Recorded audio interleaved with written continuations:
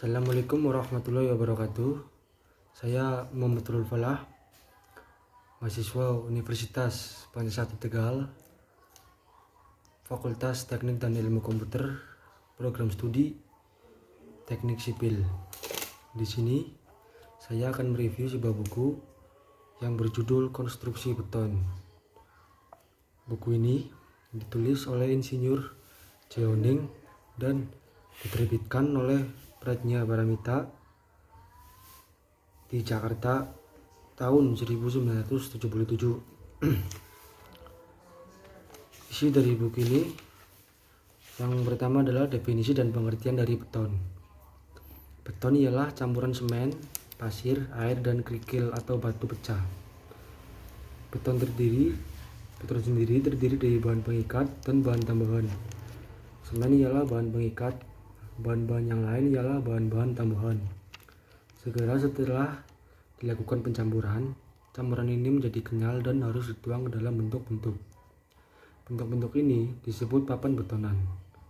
Setelah beberapa waktu kemudian, campuran tadi menjadi keras, papan betonan dapat dibuka. Sesudahnya, pengerasan timbul suatu hubungan yang erat antara bahan-bahan tadi. Suatu bahan bangunan yang baru telah terjadi dengan sifat-sifat yang tertentu. Bahan bangunan ini mempunyai persamaan dengan pasangan batu. Adukannya dibentuk oleh semen dengan pasir dan air. Tapi batu bata, kali atau batu belahnya telah berubah menjadi bagian-bagian yang lebih kecil. Pengadukan yang teliti menentukan suatu hubungan yang lebih baik pada beton dan pasangan dari batu. Dan yang kedua, keuntungan dan kerugian. Jadi terhadap pasangan beton bertulang mempunyai keuntungan bahwa ia tidak hanya dapat menerima gaya-gaya tekan, tetapi juga gaya-gaya tarik. Jadi dapatlah dibuat suatu konstruksi dari beton bertulang yang dapat menahan muatan lentur. Jadi hubungan yang baik antara beton dan besi adalah mungkin karena terdapat suatu perkataan antara beton dan baja, dan koefisien muai dari kedua bahan tadi kira-kira sama.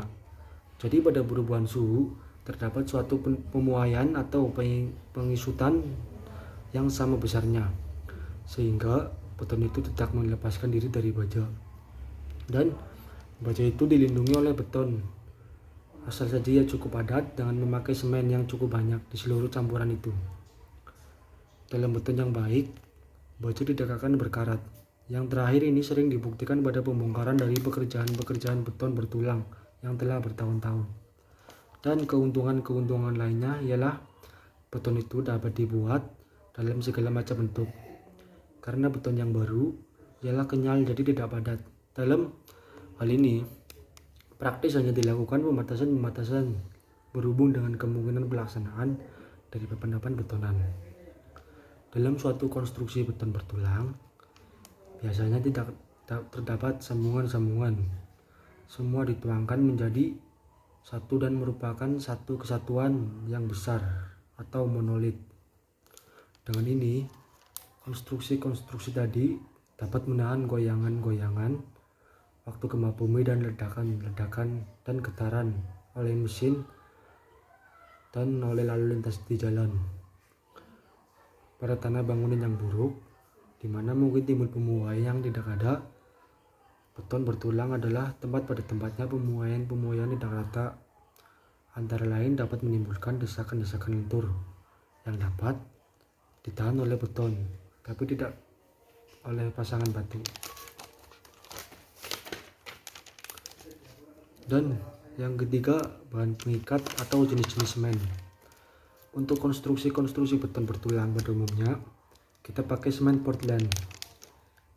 Karena mutu beton itu terutama bergantung pada pengikatnya, maka pemilihan semen adalah penting. Itu ialah suatu hasil buatan terdiri dari kapur, asam arang, tanah lempung, dan piritas. Bahan-bahan ini dicampur, dibakar sampai menjadi kecil, dan digiling sampai halus. Penggilingan